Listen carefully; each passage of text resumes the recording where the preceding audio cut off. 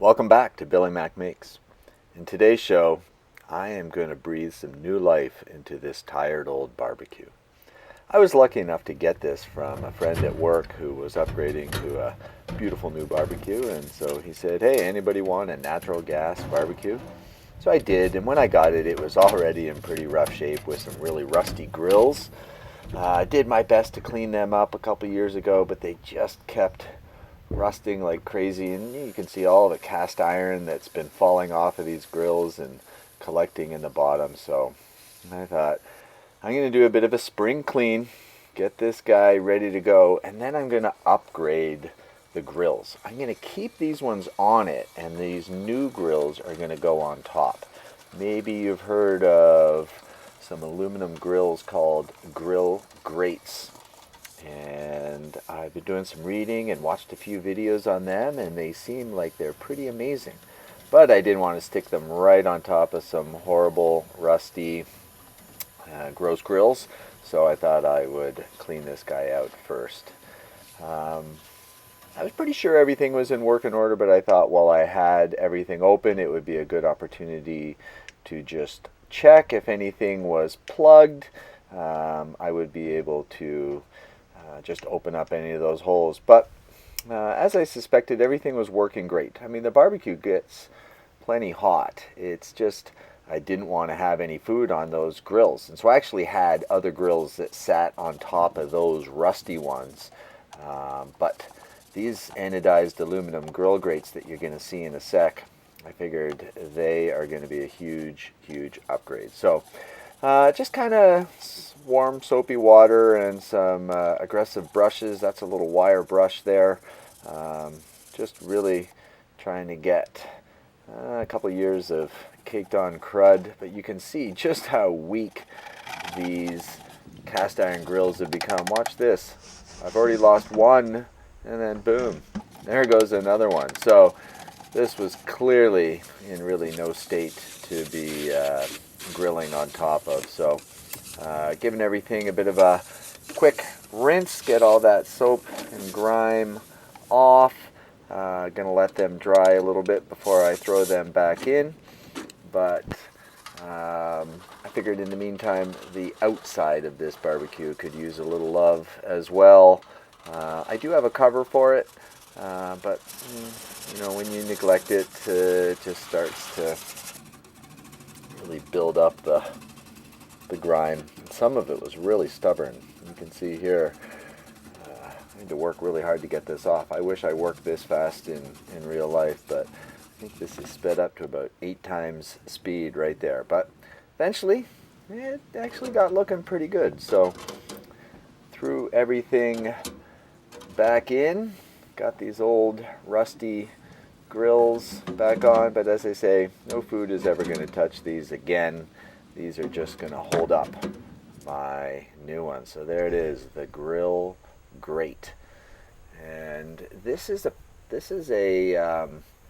kit that's actually supposed to fit perfectly into the Weber Genesis, which is a 19.25 inches deep by 25.5 inches wide. Now my barbecue is 30 inches wide, and so there'll be a little bit of space on either side, and that's okay. From what I've read on the GrillGrate, from their literature, some space to allow some of that heat out the sides, that's okay. So here you can see that profile. These are absolutely beautiful, hefty, solid. They are in fact 19.25 long, these ones, and each one is about 5 and a bit inches wide, and you can see how they connect together. A little male-female mating, and then boom, these guys are locked together, and the heat will transfer between them. So just kind of got them all unwrapped, make sure there were no surprises. 5 of these beautiful panels, but as you're going to see, my barbecue is not 19.25 inches deep. So I knew this was going to be an issue, and you might be saying, well, why didn't you just order? I believe on the GrillGrate website you can get all sorts of different lengths.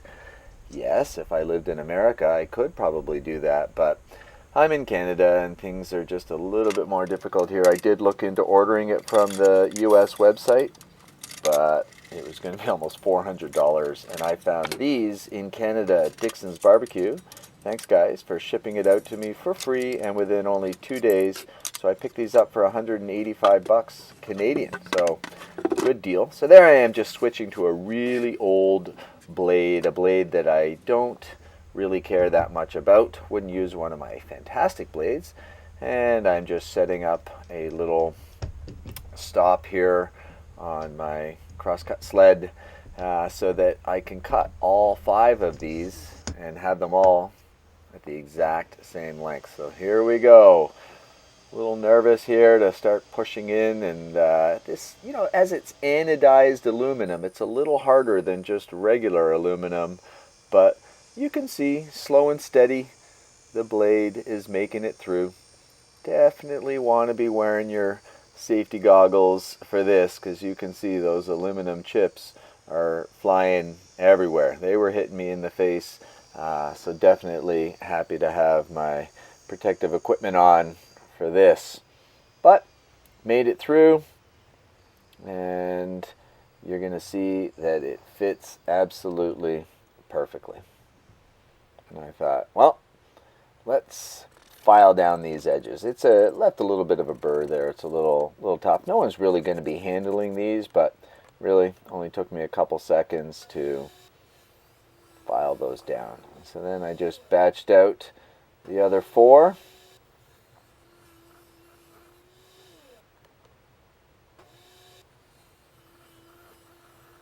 I thought I'd change the camera angle on this last one. Some slow motion footage. Table saw blade ripping through anodized aluminum.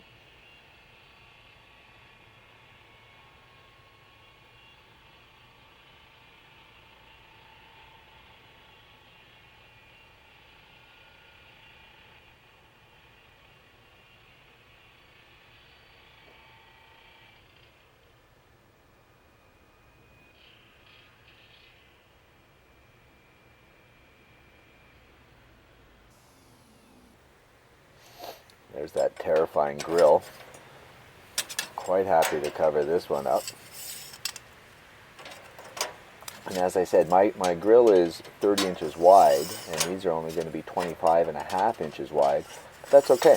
A little bit of room for some of that heat to escape around the sides is fine. And again, from what I've read, these things actually get far hotter than what your digital or your sort of analog display, your thermometer on the grill will read.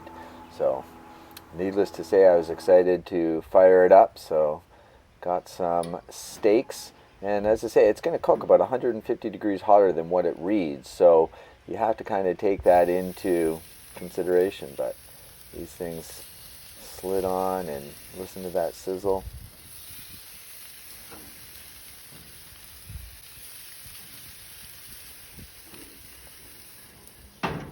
Again, the grill marks apparently are just amazing on this. And so I'm just, after only about 2 minutes, giving these guys a 90-degree turn to get the beautiful hash marks.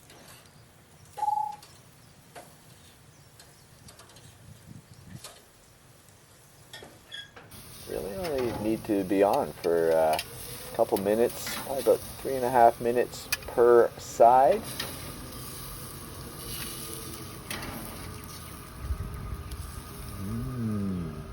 Looks good, eh? And then the important part, time to eat these things. We were going for a medium.